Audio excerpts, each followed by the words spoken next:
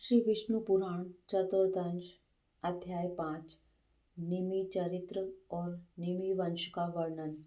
श्री पराशर जी बोले, इक्ष्वाकु का जो निमि नामक पुत्र था, उसने एक सहस्त्र वर्ष में समाप्त होने वाले यज्ञ का आरंभ किया। उस यज्ञ में उसने वशिष्ठ जी को होता वरण किया। वशिष्ठ जी ने उससे कहा कि 500 वर्ष के यज्ञ के लिए इंद्र ने मुझे पहले ही वरण कर लिया है, अतः इतने समय तुम ठहर जाओ, वहां से आने पर मैं तुम्हारा भी ऋत्विक हो जाऊंगा।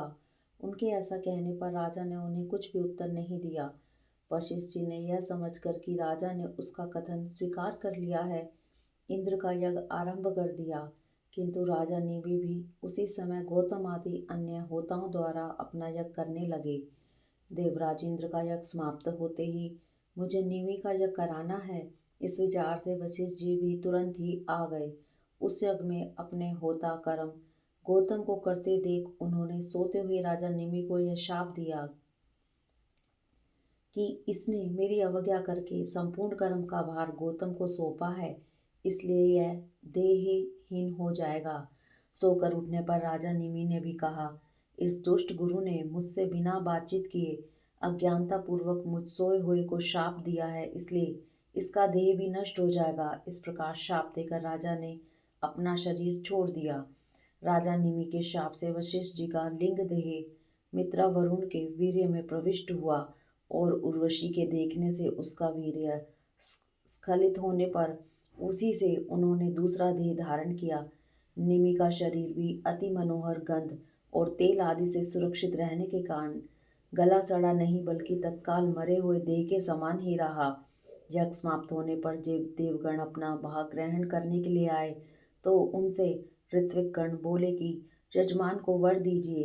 देवताओं द्वारा प्रेरणा किए जाने पर राजा निमि ने उनसे कहा, भगवान, आप लोग संपूर्ण संसार दुख को दूर करने वाले हैं। मेरे विचार में शरीर और आत्मा के वियोग होने से जैसा दुख होता है वैसा और कोई दुख नहीं है, इसलिए मैं अब फिर शरीर ग्रहण करना नहीं चाहता। समस्त लोगों के नेत्रों में ही मैं वास करना चाहता हूँ। राजा के ऐसा कहने पर देवताओं ने उनको समस्त जीवों के नेत्रों में अवस्थित कर दिया। तभी से प्राणी निमेष उन्मेष पलक खोलना मुंदना करने लगे हैं। तदंतर अराजकता के भय से मुनिजनों ने उस पुत्रहीन राजा के शरीर को अरणि शमी दंड से मथा। उससे एक कुमार उत्पन्न हुआ जो जन्म लेने के कारण जनक कहलाया। इसके पिता विदेह थे, इसलिए यह वैदेही कहलाता है और मंथन से उत्पन्न होने के कारण मिथि भी कहा जाता है। उसके उदावसु नामक पुत्र हुआ।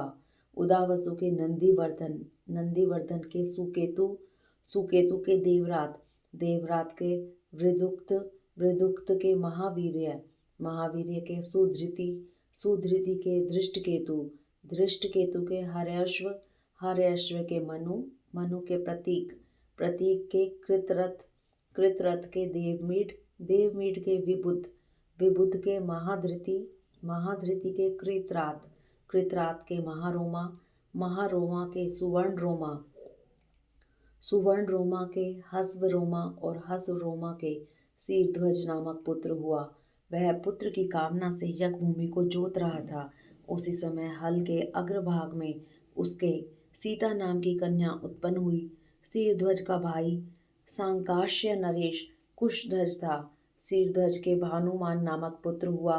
भानुमान के शतधुमन, शतधुमन के शुचि, शुचि के ऊर्जनामा, ऊर्जनामा के शतध्वज, शतध्वज के कृति, कृति के अंजन, अंजन के कुरुजित, कुरुजित के आरिष्टनेमि, आरिष्टनेमि के श्रुतायु, श्रुतायु के पुष सुपाशर्व, सुपाशर्व के सृंजय, सृंजय के शेमावी, शेमावी के अनेना, अनेना के भोमरथ, भोमरथ के सत्यरथ, सत्यरथ के उपगु, उपगु के उपगुप्त, उपगुप्त के स्वागत, स्वागत के स्वानंद, स्वानंद के सुवर्चा, सुवर्चा के सुपाशर्व, सुपाशर्व के सुभाष, सुभाष के सुश्रुत, सुश्रुत के जय, जय के विजय, विजय के रित, रित के सुनय, सुनय के वीतहव्य, वीतहव्य के धृति, धृति के बहुलाश्व और बहुलाश्व के कृति नामक पुत्र हुआ।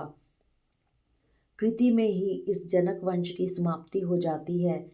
ये ही मैथिल भूपालगण हैं। प्राय ये लोग राजा लोग आत्मविद्या को आश्रय देने वाले होते हैं।